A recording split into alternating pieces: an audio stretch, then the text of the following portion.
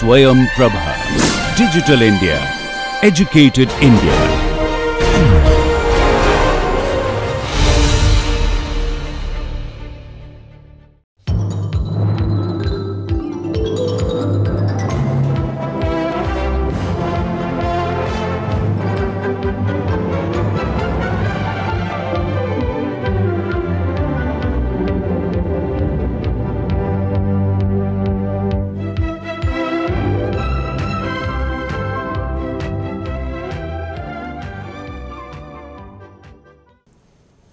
Let us look at the processes of longitudinal thinking and organizational effectiveness, and we will put that in the context of the learning process, because we took the position that no organization can grow unless it is in a learning mode.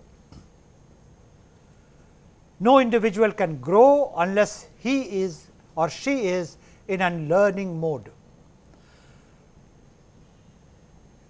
And we have discussed the meaning of learning, so there is no need to repeat it, but obviously it has the essential ingredient of receiving a feedback and wanting to improve.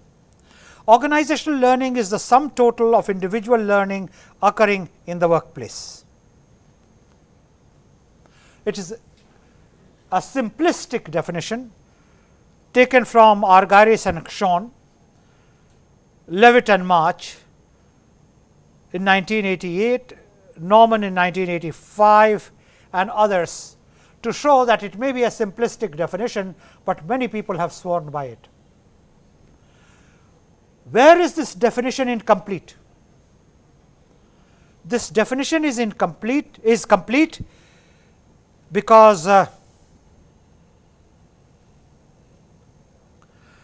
the sum total of individual learning may not be an additive process. I do not say that this was intended by the people who propounded it, but even if it was not intended, they certainly did not clarify it. It is a very simple principle.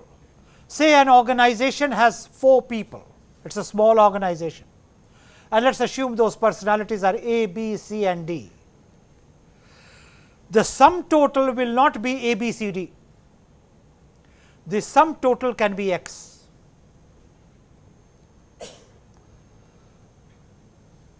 To emphasize, therefore, the personality of an organization is not the sum total of the personality of the individuals.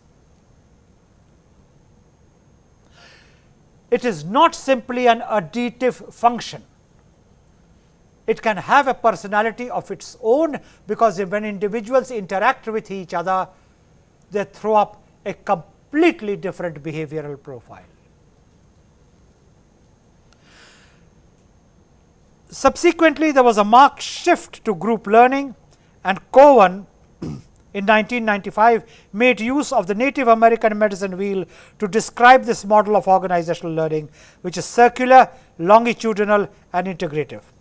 Now, it is important to look at the learning traditions of traditional societies, because the traditional societies have lived for many years, larger than the modern society ever has. Therefore, to poo-poo any traditional society only because it is a traditional society is both childish and uninformed. Let us look at the Native American medicine wheel. Now, this diagram, for want of a better title, is captioned North American medicine wheel. What is the kind of learning they had in curative systems? First of all, as you notice, they decided upon the direction north, east, south, west. Again, typical of traditional learning systems, because it has to do with the sunrise, the sunset, the direction of the wind, and all these impact upon the health. Now, no modern system of medicine talks of north, east, south, west. Now, again, this is not a value judgment. If you notice, all along my remarks, I desist in getting into any act of faith, any act of a debate, any act of praise or condemnation. That I think is a judgmental factor, and you will have to take your individual positions on it. It is for me to analyze, it is for me to present, it is for me to show to you how it works. Which side you are on and what you believe is your choice.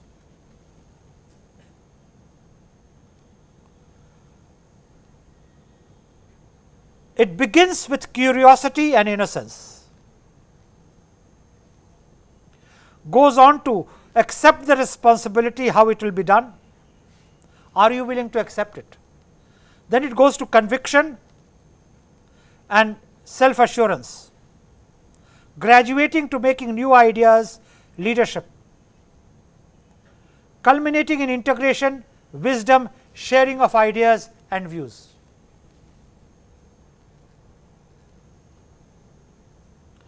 That evolves into the inner process of renewal, continue cycling the wheel.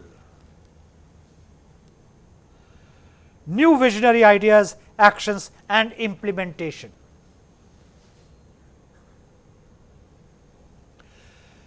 They used this wheel to implement a health care system.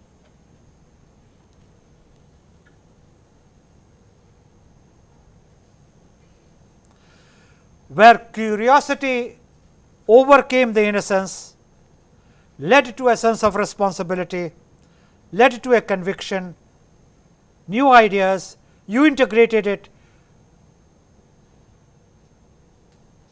which led to an inner process of renewal, and the cycle continued till you had new visionary ideas and action and implementation.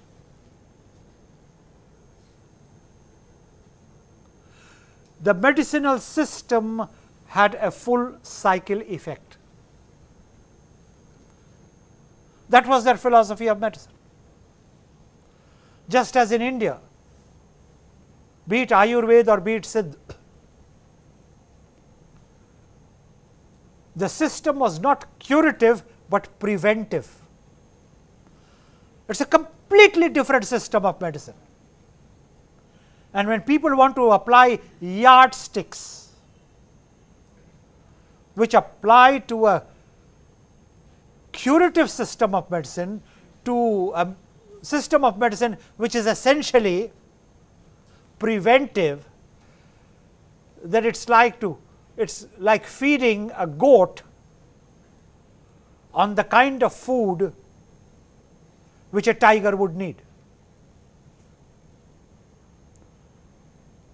The physical system of a goat and the physical system of a tiger are totally different.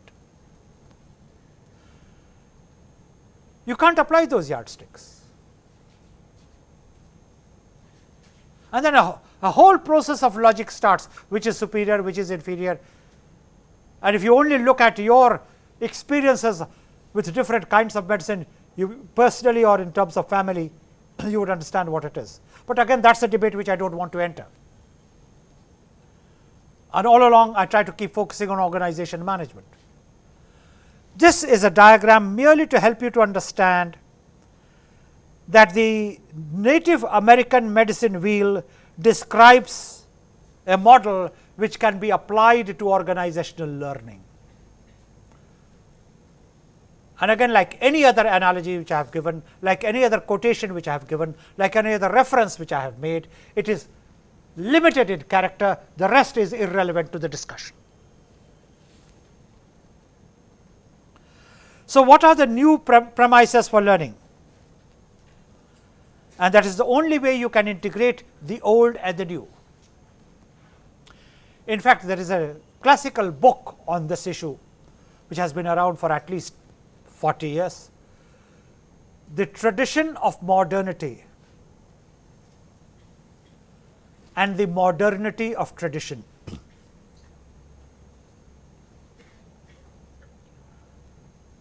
It takes a very simple view.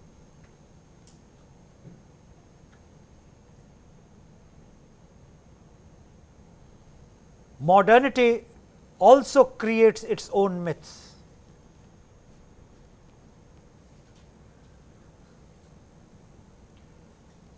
Creates its own tradition. How many of you know what is the internal circuit of the single line diagram of this room in terms of its electrical layouts? How do you know that if you press that switch, the light will come along? That is what they have told you, and that is what you believe. It is an act of faith you are committing. You don't know, you don't know the single line diagram of the electrical circuitry of this room. That faith is all right. But if the traditional tribal has a faith in something, he is outdated. It is not that traditional tribal may not be believing in superstition, but is it something confined only to the traditional tribal? Don't the modernists have their own superstition? What is so exclusive about tradition which makes it superstitious? Unthinking belief is a characteristic of all schools of thought. You believe it because somebody else has said it. In tradition also, they believe it because somebody else said it. What is the big argument? And therefore, at your stage of learning, it is important to realize and recognize the significance of that word with which we were beginning the discussion on longitudinal thinking. How do you think? And are you a thinking person? Can you observe? Can you benchmark?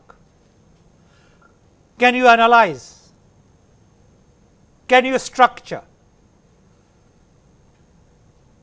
Can you get meaningful derivations from that structure? That is what you should learn as an outcome of an exposure to a course of this order. The ability to think and the ability to take informed positions, the ability to exercise informed choices. Which is why the case method does not have any single correct answers. The case method can have as many solutions as you can logically sustain. And this is something very important. This is a hallmark of open-ended thinking, where you can have a large number of answers, each one of them equally right or wrong. There is no one correct answer. And that is a hallmark of all organismic systems. And as I was telling you, organization is an organismic system. So there is no one way of leading an organization. There is no one way which will produce results. But you need to be scientific in understanding the situation. You need to be scientific in understanding the processes of structuring the situation. You need to be scientific in generating solutions to better the situation. You need to be scientific in exercising your choices. And above all, you need to be scientific in embedding it in an organization. Otherwise, you may have the finest choice, it will not work. That is what organization management is about. And that is why longitudinal thinking is so critical to operating organizations. At the end of the day, after you have done this course, you will still not be a specialist in organization management. All this notion that you become a specialist by doing 2 courses in any given area is something to which I would not like to put an adjective, but it is so amusing that I do not even want to comment on it.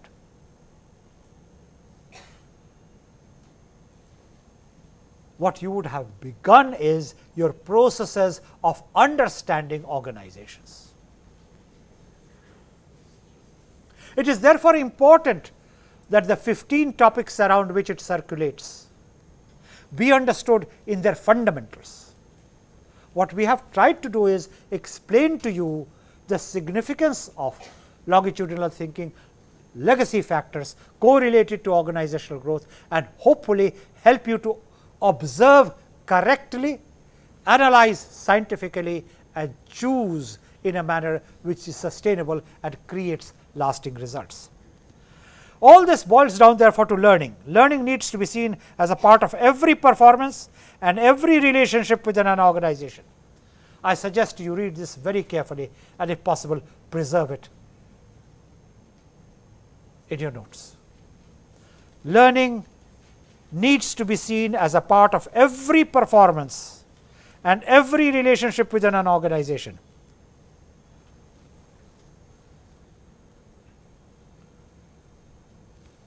And all the four components of this premises of learning are equally significant and seminal.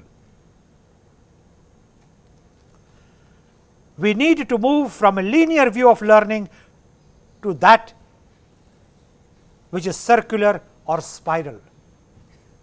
You understand spiral. Spiral is that which keeps rotating and rising. That is spiral.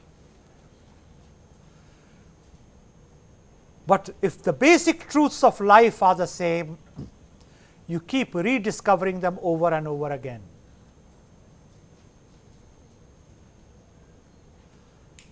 Remember my reference to the simple dictum Satyam Vada Dharmang Chara, and I had explained to you the meaning of the word dharma there. It is ethical conduct. It does not mean religious, it means do your duty.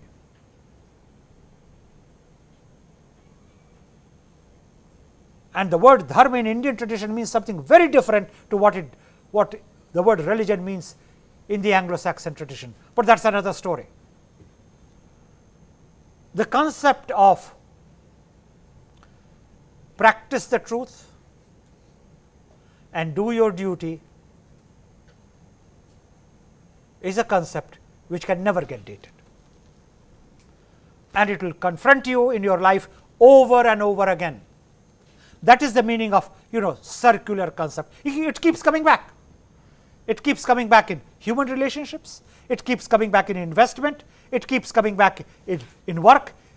There is nothing in which it will not come back. Therefore, to think that the world moves in a linear manner is at the best, I think, a very amusing concept. There is no linearity. You build upon each other, but if you think you keep progressing sequentially, that is something which I will not like to comment on. The movement from cross-sectional to longitudinal thinking, learning can occur on many levels and in different directions. Now, this again is an important concept. Learning can occur on many levels and in different directions. You can learn as a person, you can learn as a professional, you can learn spiritually, you can learn in terms of interpersonal dynamics. In fact, learning is an all-pervasive phenomena, is an all-pervasive situation, and only that person can be successful who is a learning person.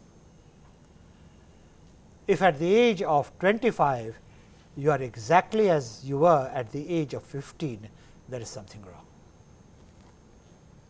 And if at the age of 35 you are exactly as what you were at the age of 25, then again there is something wrong. Learning is pervasive, it takes place in all directions. And finally, in our view of learning also needs to change from one that is compartmental to one that is integrative. This means valuing wisdom rather than expertise. It does not mean that expertise is irrelevant, but it is a question of what is it that you value more.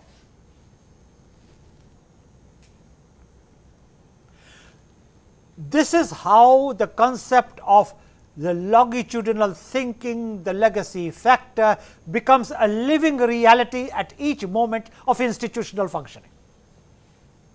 And that is where I want to bring your thinking, so that you can analyze it for yourself and you recognize that legacy factor is not a one-time analysis of a situation, but it is an all-pervasive situation in all the components, in all its manners.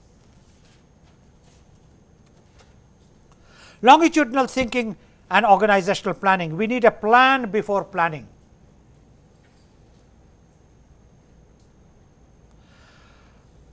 High level planning activities require establishing high level goals. It means scanning the environment, analyzing the high level goals, developing strategies and tactics, developing schedules and assigned responsibilities. In fact, since management is the art of the possible, since there is the responsibility of a craft, it is the making of a practitioner, you have to end up by assigning responsibilities, you have to end up by assigning accountability, you have to end up by getting a feedback on what was achieved. That is the difference between management and any other discipline. Management is the only discipline which insists on the process being incomplete unless the goal is achieved, which is why the definition of an organization is a group of people brought together for the fulfillment of a given goal. And if you do not share that goal, it is not an organization, whatever else it may be. And in this process, longitudinal thinking and legacy factor, like any other component we will be talking of, is a critical element. Longitudinal assessment for grading systems in performance appraisal. Now, this is an analysis which shows how longitudinal thinking becomes alive and as a factor in the working of an organization from day to day. Otherwise, people think, okay, let us give us the history. We know the history, longitudinal thinking finishes there. Longitudinal thinking does not finish there. Longitudinal thinking is a reality in all aspects of organizational life and all that organizations do. And I have given you several examples in that direction, and I would like to spend some time discussing with you longitudinal assessment for grading systems in performance appraisal. It is based on the performance during the performance appraisal term, each individual compared to his own beginning level. Remember, the best assessment is an assessment against two compatible parameters. One is your own potential, the other is the standards that were set. And any appraisal system which does not recognize that there are two inherent parameters of evaluation will go wrong, it does go wrong. What I am sharing with you is so simple, but alas, it is so often observed in total violation. When you are talking of the potential, you are talking of the legacy variable. Also, when you are talking of standards, you are also talking of the legacy variable, and I am emphasizing the word also, so that you do not become a monocausalist, a person who starts believing that longitudinal thinking is everything. No, longitudinal thinking is just one critical component of larger managerial thinking, and let us be very clear on that.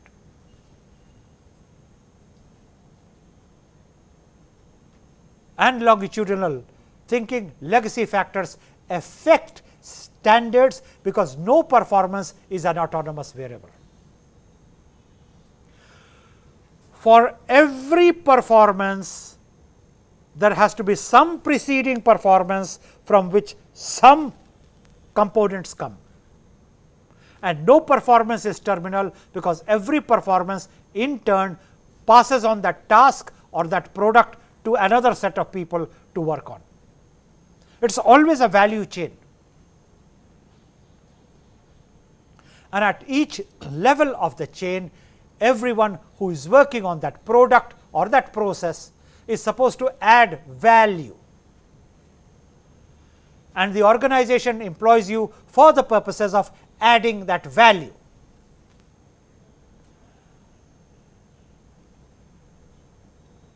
So, how can your performance be an autonomous factor?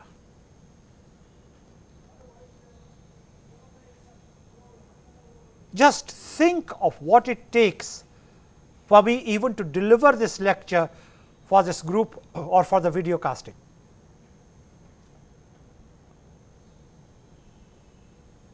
The technicians which are needed, the engineers which are needed, the power systems which are needed, the telecasting instruments, which of them is not important? You break the chain anywhere, the telecast will not take place. My own performance is a factor of the quality of recording, the quality of the acoustics, the quality of editing, and a whole host of issues. And this is a parallel of what happens in every organization with performance at any given task.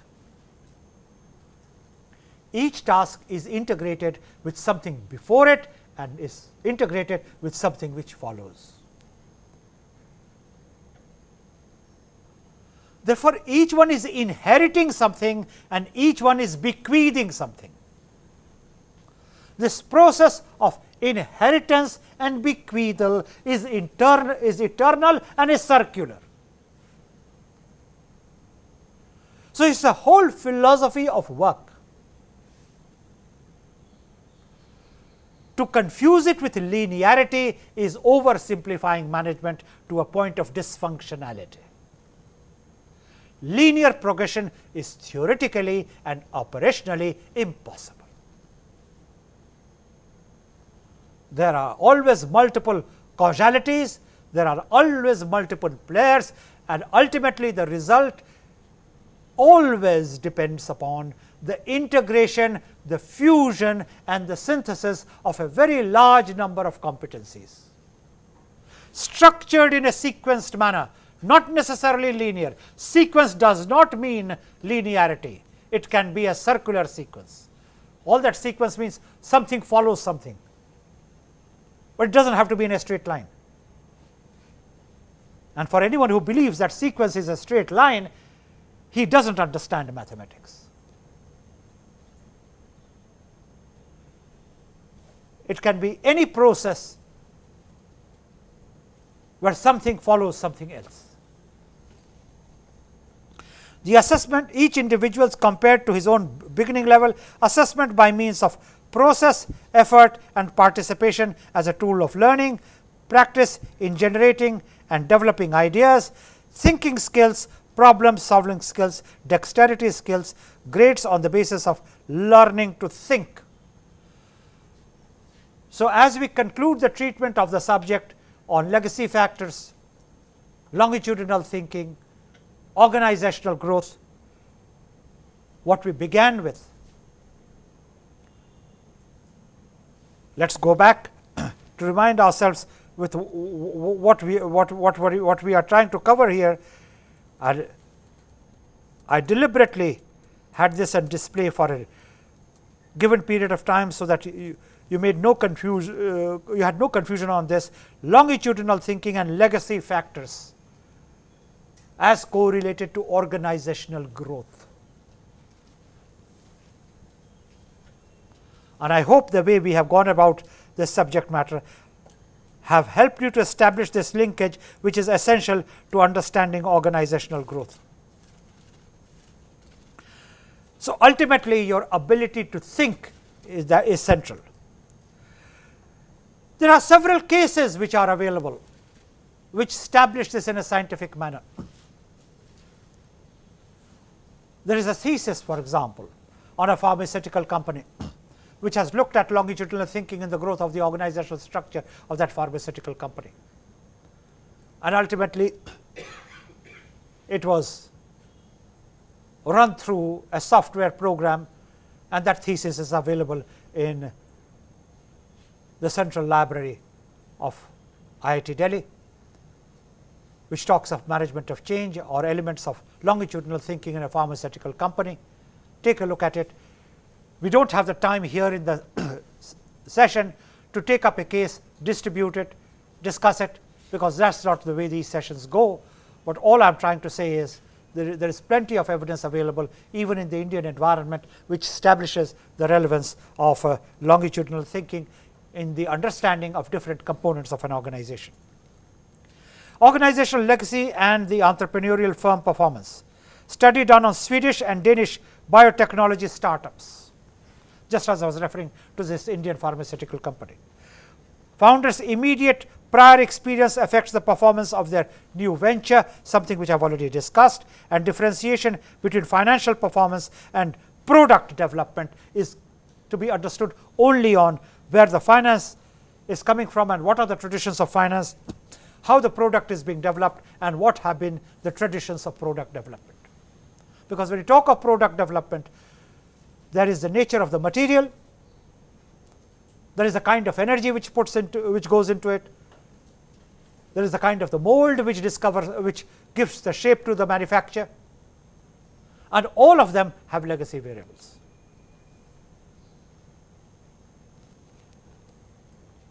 So, even a distinction between the financial performance and product development will have you look at the legacy factors. The legacy variables, founders' professional background, and we have discussed that. The evidence of it comes from the university researchers, from the prominent biotechnology firms, from the pharmaceutical industry, and from the downstream markets. I am basically summing up what I have spent some time trying to discuss with you and analyze for you.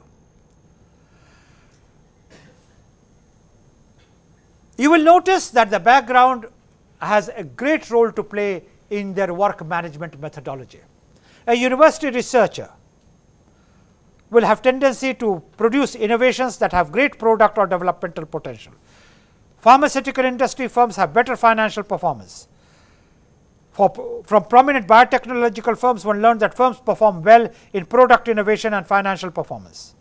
From downstream markets, we learned that firms do well in financial terms only. Therefore, the type of organization you have, when put together with the type of people who populate that organization, will determine the nature of organizational growth. So, there again, there is no standardized formula of organizational growth. And if you have understood that, I think the larger issue of understanding the correlation amongst all these factors is relevant. To conclude then, the control variables are human capital variable, the work experience of the founders, the number of publications, the social citations. For the social capital variable, founding alliances, later alliances, and for each profession there are different set of criteria. Finally, a look at the performance measures. How do you measure the impact? You measure the impact by innovative performance, you measure the impact by financial performance, early stage inventive performance, number of patents granted to the firm, number of active clinical trials in the firm's portfolio, financial performance, post money value, market capitalization calculated as the average daily closing price in each year for a given firm multiplied by the number of stocks committed. Again, if you are not able to follow the detailed research underpinning of this, it is not material. The important takeaway for you is that this business of longitudinal thinking, legacy factors, and organizational growth can be measured in specific terms, and so long you are registering the various parameters on which it can be measured, it does not really matter if you do not know how to measure it, because that is not what the course is about. That would be a separate course with a specialization in longitudinal thinking. Your takeaway is, so far as organization management is concerned, these are measurable variables. The results, effects of legacy, organizational legacies plays a substantial role in shaping the performance of firms. So, that is your terminal takeaway. Organizational legacy plays a substantial role in shaping performance of firms, and prior work experience of the founder can be aligned with good performance on a particular performance criteria. In other words, So long as you register the character of these variables, what you do with it is a factor of the nature of the product line, the nature of the firm, its size, its complexity, and the way it works. Go back to what I was explaining to you in terms of the nature, scope of the subject matter, and organization management. We shall conclude the discussion on this topic here, and we shall take up a different topic from the next day. Thank you very much.